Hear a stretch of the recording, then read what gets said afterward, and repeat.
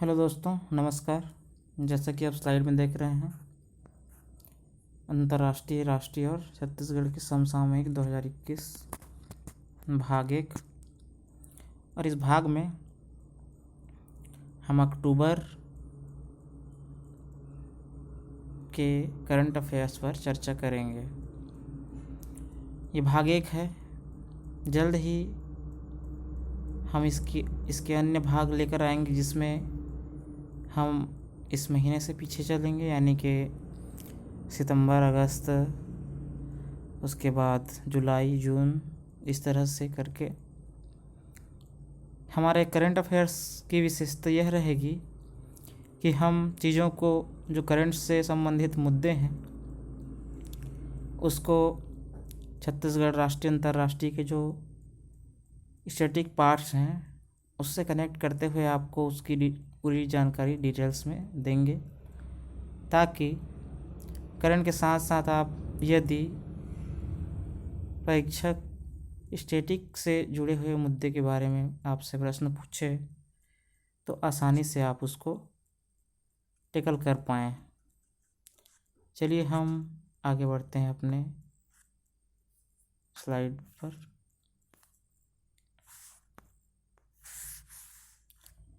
तो सबसे पहले हम देखते हैं, पहला न्यूज़ है, लेह में दुनिया का सबसे बड़ा खादी का तिरंगा फहराया गया है।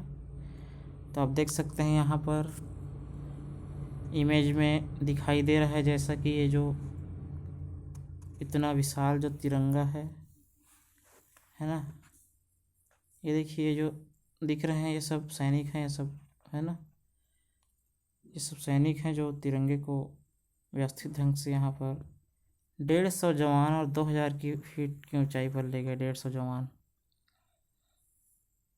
इसको बनाने में 49 दिन का समय। ये सब ज़्यादा इम्पोर्टेंट नहीं है, सबसे महत्वपूर्ण है इसकी हाइट, है ना, लंबाई और चौड़ाई। इसको याद रखना है। 225 फुट लंबा और 150 फुट चौड़ा और 1400 किलो वजनी झंडा है। कहाँ फहराया गया ये आपको याद रखना है। कहाँ यहाँ इसको स्थापित किया गया है? लद्दाख में, लद्दाख के लेह में। ये दुनिया का सबसे बड़ा तिरंगा है, इसको लहराया गया है, ये भी ध्यान रखना है। अब याद देखिए, यहाँ लेह के जो उपराज्यपाल का नाम दिया है, इसको भी आपको याद रखना है। कई बार राज्यपालों के नाम भी पूछ देते हैं। R.K. माथुर। और सेनाध्यक्ष का क्या नाम है यहाँ पर? जनरल मनोज मुकुंद नरवाणे। तो इन दोनों का नाम भी यहाँ से याद रखना है आपको। महात्मा गांधी जयंती पर लहराया गया ये तिरंगा लद्दाख के लेह क्षेत्र में। चलिए इससे संबंधित अन्य चीज़ों को हम देखते हैं, क्या है इससे संबंधित। देखिए, राजेंद्र प्रसाद जान रहे हैं आप, भारत के पहले राष्ट्रपति राजेंद्र प्रसाद जी। वो क्या थे? संविधान सभा की झंडा समिति के तर्क समिति के अध्यक्ष थे। ठीक है, जो झंडा समिति बनी थी हमारे देश में संविधान सभा में, उसके तदर्थ समिति के, झंडा समिति के वो अध्यक्ष थे। कांग्रेस के झंडे में थोड़ा सा बदलाव करके उसे राष्ट्रीय ध्वज के रूप में स्वीकार किया गया था। कब? 22 जुलाई 1947 को। 22 जुलाई 1947 को। ठीक है, हमारे तिरंगे झंडे को स्वीकार कब किया गया? 22 जुलाई 1947 को। भारतीय राष्ट्रीय झंडे का प्रदर्शन, प्रतीक और नाम, अनुचित प्रयोग का निवारण अधिनियम 1950। इस अधिनियम और राष्ट्रीय गौरव अपमान निवारण 1971 का जो अधिनियम है, इनके उपबंधों के अनुसार जो हमारा झंडा है, राष्ट्रीय भारतीय झंडा, उसका प्रदर्शन, प्रतीक और नाम, उसका प्रदर्शन किया जाता है। ठीक है ना। तो ये अधिनियम के नामों को भी याद रख लेना है आपको। 2002 में इन सभी नियमों, रिवाजों, औपचारिकताओं, निर्देशों को एक साथ लाने का प्रयास किया गया था। अब देखिए, झंडे का जो आकार होता है वो वर्ग में होता है। आकार का जो वर्ग है वो कैसा है? देखिए, मिलीमीटर में माप दिया है इधर, और इधर दिया है आपका झंडे का वर्ग, आकार वर्ग। तो देखिए एक में क्या है 6300 से 4200 है ना, 2 में क्या है 3624। देखिए ये सभी जो है 3:2 में है, 3:2 में। ठीक है, 3:2, क्योंकि 3:2 क्या होता है झंडे का, 3:2 में ही होता है। 3 इसकी लंबाई होती है और 2 इसकी चौड़ाई होती है झंडे की। ठीक है, हमारे जो राष्ट्रीय तिरंगा झंडा है उसकी बात कर रहा हूँ इस तरह से। तो चलिए अब अगला देख लेते हैं। अगला न्यूज़ है साहित्य का नोबेल पुरस्कार। हाल ही में नोबेल पुरस्कार का घोषणा हुआ है।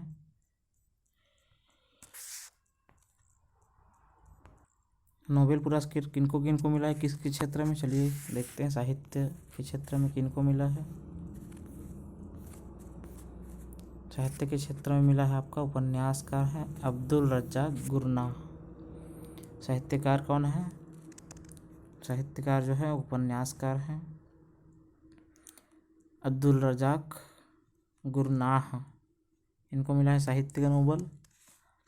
देखिए उपनिवेशवाद के प्रभावों और संस्कृतियों एवं महाद्वीपों के बीच जो खाड़ी में शरणार्थी के भाग्य हेतु अडिग और करुणामय पैठ के लिए इनको प्रदान किया गया है। चौथा उपन्यास है उनका पैराडाइज, जो कि 1994 में रिलीज हुआ है। जंजीबर में क्रांति होने के बाद 1960 के दशक के अंत में उन्हें ब्रिटेन भागने के लिए मजबूर होना पड़ा था।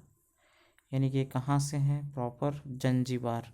अब कहाँ रहते हैं, ब्रिटेन में। पिछले साल साहित्य का नोबेल पुरस्कार लुईस ग्लुक को मिला था, सबको पता है। उनका अचूक काव्यात्मक स्वर जो खूबसूरती के साथ व्यक्तिगत अस्तित्व को सार्वभौमिक बनाता है, उसके लिए उनको दिया गया था। तो नाम याद रखना है, उपन्यासकार अब्दुल रज्जाक गुरनाह, साहित्य का नोबेल पुरस्कार। चलिए अब हम अगले न्यूज़ पर चलते हैं।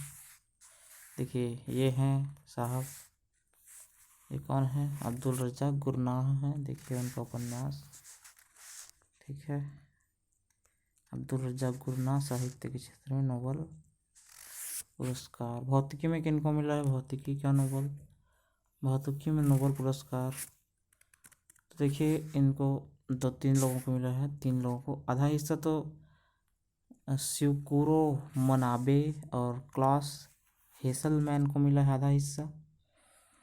और आधा हिस्सा जियोर्जिए पैरिसी को मिला है। तो 3 लोगों को मिला है, 2 लोगों को आधा हिस्सा और 1 को आधा हिस्सा।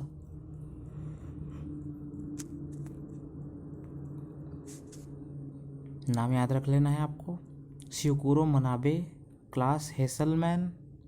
आधा हिस्सा इन दोनों को संयुक्त रूप से मिला है और आधा हिस्सा मिला है जियोर्जियो पैरिसी को। क्यों दिया गया है इनको भौतिकी का नोबेल, क्योंकि उन्होंने जटिल भौतिक प्रणालियों की समझ में अभूतपूर्व योगदान दिया है। ठीक है, चलिए अगला क्या है, रसायन विज्ञान का नोबेल पुरस्कार। तो रसायन विज्ञान का नोबेल पुरस्कार किनको मिला है, ये मिला है बेंजामिन लिस्ट को और डेविड मैकमिलन को। क्यों मिला है, असममित ऑर्गेनो कैटलिसिस, असममित ऑर्गेनो कैटलिसिस के विकास के लिए इनको दिया गया है रसायन क्षेत्र का नोबेल पुरस्कार। इसके बाद हम देखते हैं फिजियोलॉजी यानी कि मेडिसिन के क्षेत्र में। मेडिसिन के क्षेत्र में किनको मिला है नोबेल पुरस्कार, अमेरिका के 2 वैज्ञानिक हैं, डेविड जूलियस और अर्डेम पटापाउटियन। डेविड जूलियस और अर्डेम पटापाउटियन को मिला है फिजियोलॉजी यानी कि मेडिसिन के लिए नोबेल पुरस्कार। डेविड जूलियस और अर्डेम पटापाउटियन क्यों मिला है इनको, तापमान एवं स्पर्श के लिए, सिरोप्टर्स को उनकी खोजों के लिए। ठीक है, रिसेप्टर्स की इन्होंने खोज की है, तापमान और स्पर्श के रिसेप्टर। चलिए आगे चलते हैं। अगला न्यूज है अजय वारियर 2021 के बारे में। तो ये क्या है, नाम से ही पता चल रहा है, वारियर यानी कि युद्ध है ये। किन के बीच? भारत और यूनाइटेड किंगडम यानी यूके के बीच सैन्य अभ्यास है ये अजय वारियर। ठीक है, इस कहाँ पर इसको आयोजित किया गया? जिसका 6ठा संस्करण उत्तराखंड के चौबटिया में शुरू हुआ है।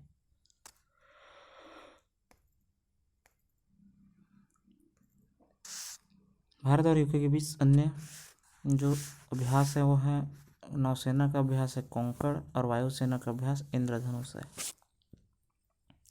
तो ये दोनों भी जो है वो यूके के साथ भारत का अभ्यास होता है। नौसेना यानी कि जल सेना का अभ्यास है कॉन्कॉर्ड और वायुसेना का अभ्यास इंद्रधनुष है। और अजय वारियर को भी याद रखना है, ब्रिटेन के साथ यानी कि यूके के साथ किया जाता है युद्धाभ्यास। इसी के साथ अन्य देशों के साथ जो भारत के सैन्य अभ्यास हैं उसको भी देख लेते हैं। देखिए, गरुड़ शक्ति है इंडोनेशिया के साथ। गरुड़ शक्ति किनके साथ है? इंडोनेशिया के साथ। गरुड़ शक्ति इंडोनेशिया के साथ। एक्वेरिन मालदीव के साथ। Ekuverin hand in hand China के साथ। हैंड इन हैंड चाइना के साथ। बोल्ड कुरुक्षेत्र है सिंगापुर के साथ। बोल्ड कुरुक्षेत्र सिंगापुर के साथ। भारत और सिंगापुर। भारत और श्रीलंका के बीच है मित्र शक्ति। मित्र शक्ति भारत और श्रीलंका के बीच। नोमैडिक एलिफेंट है मंगोलिया और भारत के बीच। शक्ति है आपका फ्रांस और भारत के बीच। सूर्य किरण नेपाल के साथ होता है युद्धाभ्यास। संयुक्त राज्य अमेरिका के साथ। तो ये थे अन्य देशों के साथ भारत के सैन्य अभ्यास। चलिए आगे न्यूज देखते हैं हम। बालोद धमतरी जिले की सीमा पर छठियारा गांव में है महात्मा गांधी का मंदिर। देखिए, महात्मा गांधी का मंदिर छत्तीसगढ़ में महात्मा गांधी का मंदिर है, याद रखना है इसको। महात्मा गांधी का मंदिर कहाँ है? बालोद धमतरी जिले की सीमा पर है छठियारा गांव। छत्तीसगढ़ का एकमात्र गांव है जहां महात्मा गांधी का मंदिर है, इसलिए विशेष हो जाता है। मंदिर में देखिए गांधी की सुबह शाम पूजा होती है। इस गांव की अनोखी परंपरा है और गांधी मंदिर छत्तीसगढ़ में प्रसिद्ध है। बालोद जिले से 2000 से अधिक लोग जुड़े हैं। गांधी जयंती, गांधी पुण्यतिथि 15 अगस्त 26 जनवरी को महात्मा गांधी के अनुयायियों की भीड़ लगती है। गंगरेल बांध के डुबान। देखिए, गंगरेल बांध के डुबान में स्थापित है ये जो पीछे दिख रहा है ये क्या है? गंगरेल बांध है। गंगरेल बांध के डुबान। मंदिर परिसर में शराबखोरी, मांस, मटन, किसी प्रकार का नशा सब प्रतिबंधित है। जिस तरह से महात्मा गांधी सादे वस्त्र में रहते थे वैसे ही वस्त्र पहनकर उनकी पूजा की जाती है। गंगरेल बांध है। चलिए थोड़ा गंगरेल बांध के बारे में जानकारी ले लेते हैं और साथ ही साथ गांधी के जो छत्तीसगढ़ यात्रा है उसके बारे में भी देख लेते हैं। तो चलिए देखिए है गंगरेल बांध। गंगरेल बांध जो है महानदी परियोजना के तहत एक बांध है। महानदी परियोजना। महानदी परियोजना की शुरुआत कब हुई? 1980 में। लेकिन ये जो बांध की स्थापना है, गंगरेल बांध का ही दूसरा नाम क्या है? रविशंकर जलाशय। धमतरी में है ये, धमतरी जिले में।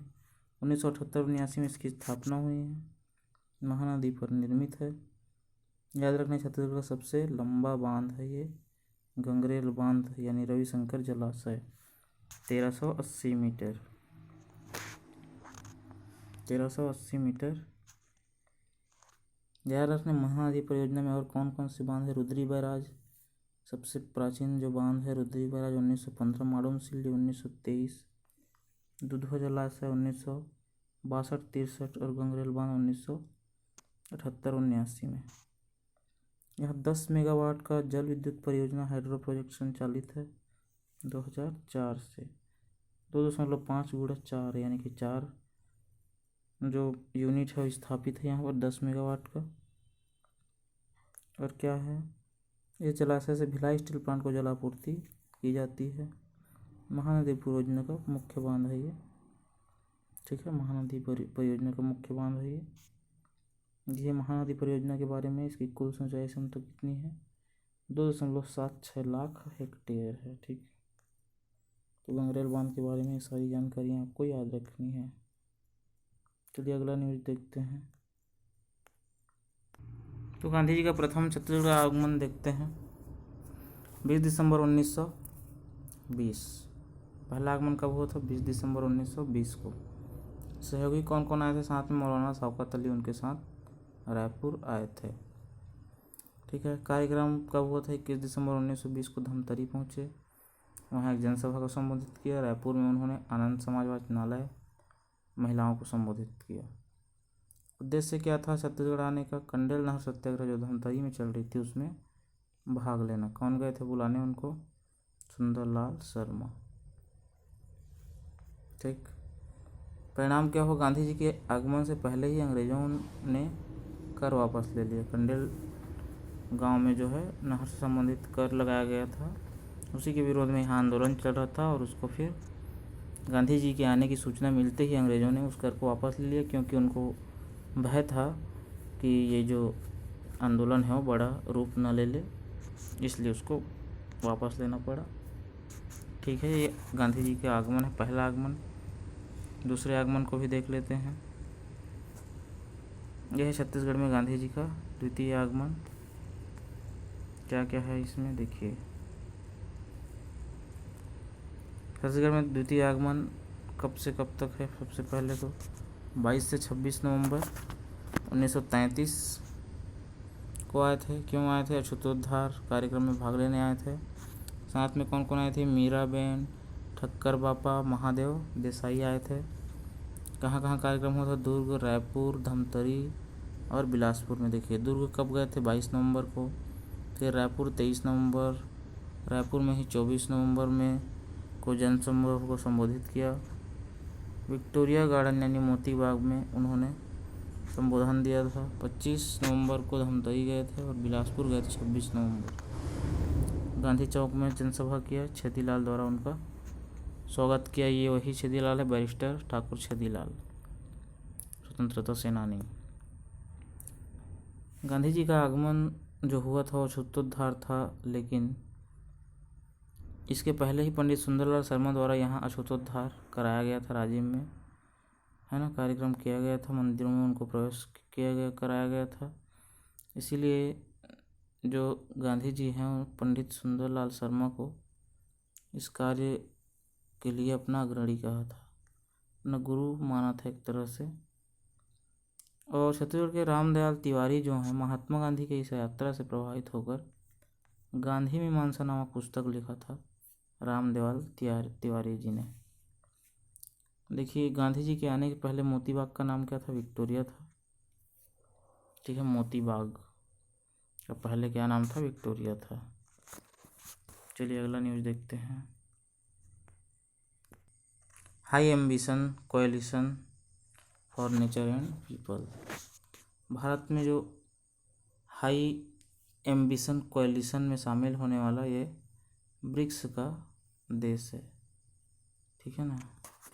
पहला ब्रिक्स देश है, यानी कि इन जो 5 देश हैं ब्राज़ील, रूस, भारत, चीन और दक्षिण, इनमें से पहला देश है ये इसमें शामिल होने वाला। इसको कब और कहाँ लॉन्च किया गया? देखिए 2019 में कोस्टा रिका, फ्रांस और ब्रिटेन द्वारा इसको लॉन्च किया गया था। इसका उद्देश्य क्या है? 2030 तक दुनिया में कम से कम 30% भूमि और महासागर की रक्षा के लिए एक अंतर्राष्ट्रीय समझौते की वकालत करना। वैश्विक लक्ष्य क्या है? 30x30। 2030 तक 30% भूमि, तो 30-30 का लक्ष्य है। High ambition coalition for nature and people का। चलिए अगला न्यूज पर जाते हैं। अगला न्यूज क्या है? गोबर की बिजली से रोशन हुए 3 गोठान। तो देखिए गोबर से बिजली बनाने वाला ये देश का पहला राज्य है, सबसे पहली बात तो ये है। और 150 किलोवाट बिजली पैदा करेगी हर गोठान, यानी कि जो रोज़ 150 kV का बिजली हर गोठान में पैदा होगा। 85 क्यूबिक घन मीटर गैस बनेगी बिजली की 1 यूनिट से। तो सपना साकार होगा, इससे बड़ी घोषणाएं क्या है। राजधानी का जो माया राम सुरजन स्कूल होगा प्रदेश का पहला स्वामी आत्मानंद हिंदी माध्यम स्कूल। देखिए आत्मानंद के नाम से छत्तीसगढ़ में इंग्लिश मीडियम स्कूल खोला गया है। साथ ही अब आत्मानंद के नाम से ही हिंदी मीडियम स्कूल भी खोलने की तैयारी चल रही है। और पहला जो स्कूल है इस कैटेगरी का वो होगा आपका राजधानी रायपुर का मायाराम सुरजन स्कूल। बेमेतरा जिले में देवकर व भीमभौरी को तहसील और मारो को बनाया जाएगा उप तहसील। तो अभी हाल ही में बहुत सारे तहसीलों और 4 जिलों का घोषणा हुआ है बनने का नया, उसके बारे में भी हमें जानना है। अच्छा, ज़िले कौन कौन से हैं नए ज़िले में आपका है। सबसे पहले तो कोरिया से अलग होकर कौन सा ज़िला बनेगा, वो बनेगा मनेंद्रगढ़। फिर जांजगीर चांपा से अलग होकर बनेगा शक्ति। फिर रायगढ़ और बलौदा बाजार से अलग होकर बनेगा सारनगढ़ बिलाईगढ़ जिला। और राजनांदगांव से अलग होकर बनेगा मोहल्ला मानपुर। तो ये 4 नए जिले अस्तित्व में आने वाले हैं। प्रोसेस जारी है, जल्द ही नए जिले बन जाएंगे। चलिए अगला न्यूज़ देखते हैं। COP28 क्या है। COP28 संयुक्त अरब अमीरात ने वर्ष 2023 में अबू धाबी में संयुक्त राष्ट्र जलवायु परिवर्तन फ्रेमवर्क सम्मेलन यानी कि United Nations framework convention on climate change यानी कि UNFCCC के COP28 की मेजबानी करने की पेशकश की घोषणा की है। किसने, संयुक्त अरब अमीरात ने। तो COP26 को वर्ष 2020 में स्थगित कर दिया गया था, जो नवंबर 2021 में ब्रिटेन के ग्लासगो में होगा। ठीक है, और ये 2023 का जो मेजबानी है वो यानी COP28 का संयुक्त अरब अमीरात रखना चाहता है अपने पास। तो ये था न्यूज। अगला न्यूज पर चलते हैं। उसी से संबंधित ये जानकारी है कुछ, इसको ज़रूर पढ़िएगा। क्या क्या है यहाँ पर। 1992 में पर्यावरण और विकास पर संयुक्त राष्ट्र सम्मेलन में संयुक्त राष्ट्र जलवायु परिवर्तन फ्रेमवर्क सम्मेलन पर हस्ताक्षर किए गए थे। इसको क्या नाम दिया गया था, पृथ्वी शिखर सम्मेलन, रियो शिखर सम्मेलन या रियो सम्मेलन, ये नाम था। तो ये सब इम्पोर्टेंट चीज़ें हैं, इसको ज़रूर पढ़िए, है ना। देखिए COP के बारे में पूरी जानकारी यहाँ पर आपको दिया गया है। COP1 बर्लिन जर्मनी में हुआ था 1995 में। फिर COP3 हुआ था 1997, क्योटो प्रोटोकॉल के नाम से जाना जाता है। COP8 यहाँ महत्वपूर्ण जो COP हुए थे उसके बारे में है। नई दिल्ली में हुआ था COP8, है ना, क्या था ये सब दिया है। 2007 में COP13 बाली इंडोनेशिया में आयोजित हुआ था। 2010 में COP16 कैनकन में। इसके अलावा देखिए यहाँ पर COP17 डरबन में हुआ था 2011 में। 2015 में COP21 पेरिस में हुआ था। 2016 में COP22 माराकेश में। 2017 में COP23 बॉन जर्मनी में हुआ था। इन सब के बारे में थोड़ा बहुत आप जानकारी ज़रूर रखिए। इसके बाद है आपका देखिए COP24 और COP25 2018 और 2019 में। 2020 का क्या हो गया, रद्द हो गया। तो नवंबर 2021 में आपका कहाँ होगा, ग्लासगो में। और 2023 की मेज़बानी कौन करेगा नहीं, अभी उसने एक तरह से प्रस्ताव रखा है, अबू धाबी में कराएंगे करके सऊदी अरब ने। तो इससे संबंधित ये सब जानकारियाँ थोड़ा सा रखना है। चलिए चलते हैं अगले न्यूज़ पर। जलवायु परिवर्तन पर राष्ट्रीय कार्य योजना तैयार हो चुका है। इसे 2008 में प्रधानमंत्री जलवायु परिवर्तन परिषद नामक समिति द्वारा शुरू किया गया। पर्यावरण, वन और जलवायु परिवर्तन मंत्रालय इसका समन्वय मंत्रालय है। उद्देश्य क्या है इसका? उद्देश्य जनता के प्रतिनिधियों, सरकार के विभिन्न एजेंसियों, वैज्ञानिकों और उद्योग समुदायों को जलवायु परिवर्तन से उत्पन्न खतरे और इनसे मुकाबला करने के उपायों के बारे में जागरूक करना है। इसका प्रमुख उद्देश्य इसका जलवायु परिवर्तन पर राष्ट्रीय कार्य योजना NAPCC। अगला न्यूज क्या है इसी के बारे में, इसको जरूर पढ़िए। राष्ट्रीय सौर मिशन के बारे में दिया है यहाँ पर। और देखिए मिजोरम में बढ़ते म्यांमार के शरणार्थियों ने बढ़ाई चिंता। मिजोरम में क्या हो रहा है? म्यांमार से शरणार्थी आ रहे हैं। तो यहाँ पर थोड़ा सा देख लेते हैं हम।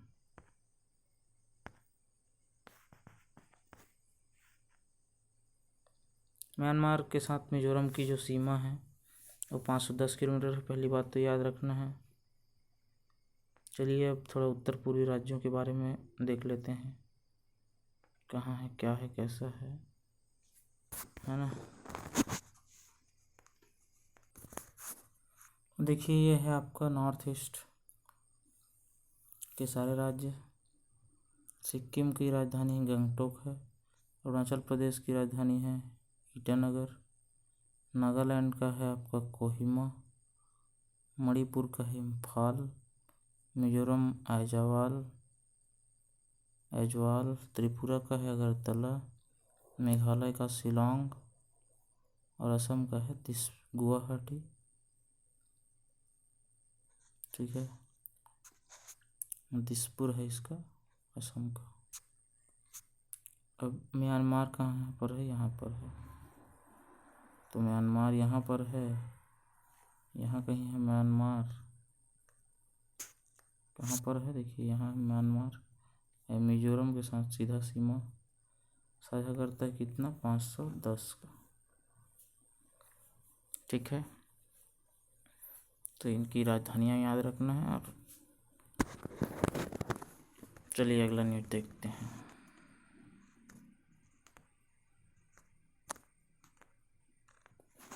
अगला न्यूज गुड समारिटन स्कीम के बारे में।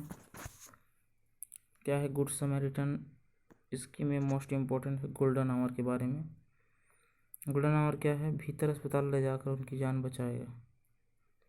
यानी गोल्डन आवर के भीतर अस्पताल लेकर उसकी जान बचाएगा, जिससे जो बचाएगा उसको सरकार द्वारा 5,000 रुपये का नगद इनाम।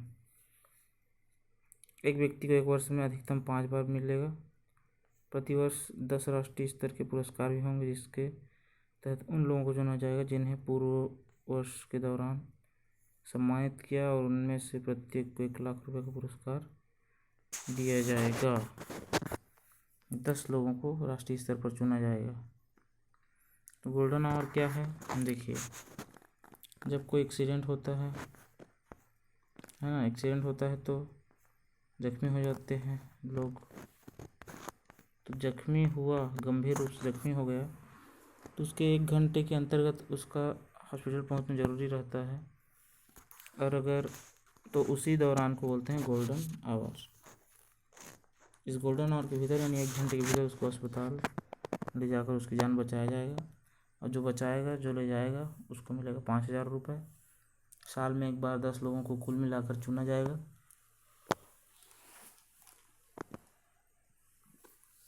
और उनमें से प्रत्येक को मिलेगा 1-1 लाख रुपए के इनाम। तो ये बेहतर है एक तरह से। देखिए अगला न्यूज क्या है? मिस्टर एंड मिसेज क्या बन गए हैं लोग? Mister and missus miss face of central India में राजिम की यामिनी बनी है विजेता। राजिम की है यामिनी, बस इतना ही याद रखना है।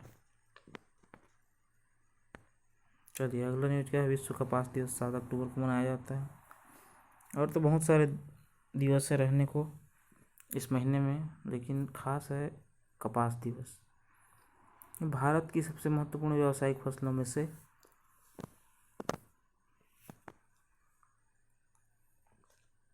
जो लगभग 6 मिलियन कपास किसानों को प्रत्यक्ष जीविका प्रदान करता है।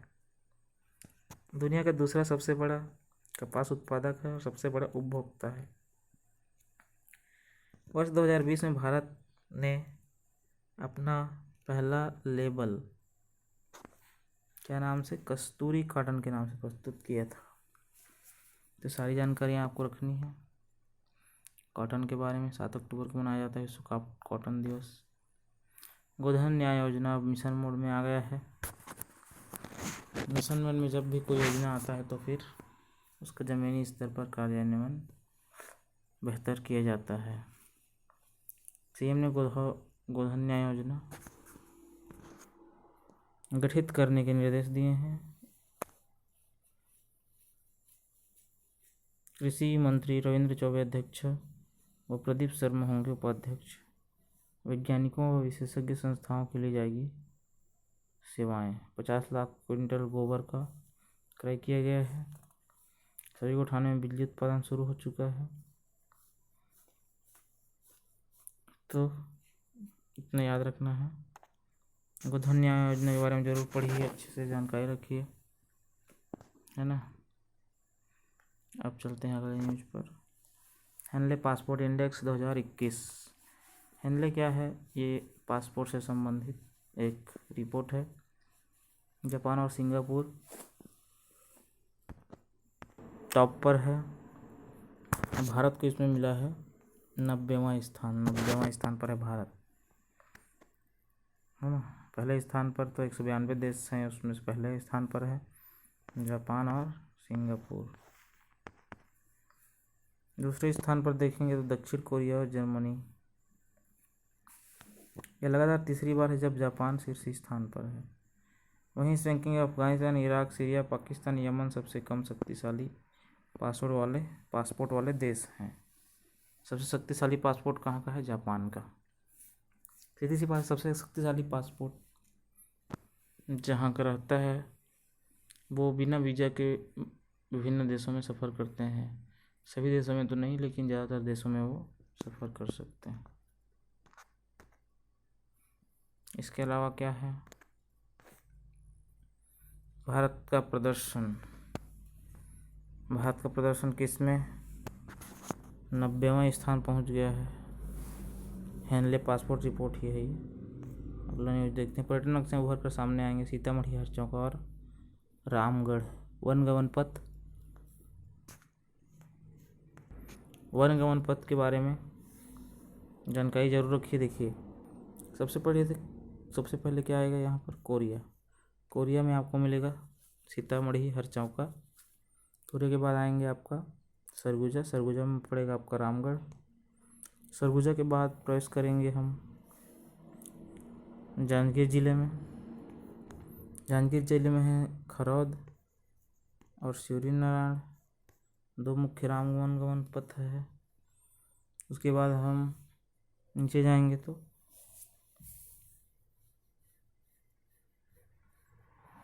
बलौदा बाजार में तुरतुरिया का आश्रम है। बलौदा बाजार के तुरतुरिया में वाल्मीकि आश्रम। उसके बाद है आपका कांकेर में पंचवटी। बलौदा बाजार के बाद कांकेर में पंचवटी है, जहाँ से माना जाता है कि सीता का हरण हुआ था। वहीं रखा गया था, कुछ दिन वहीं थी वो, पंचवटी में।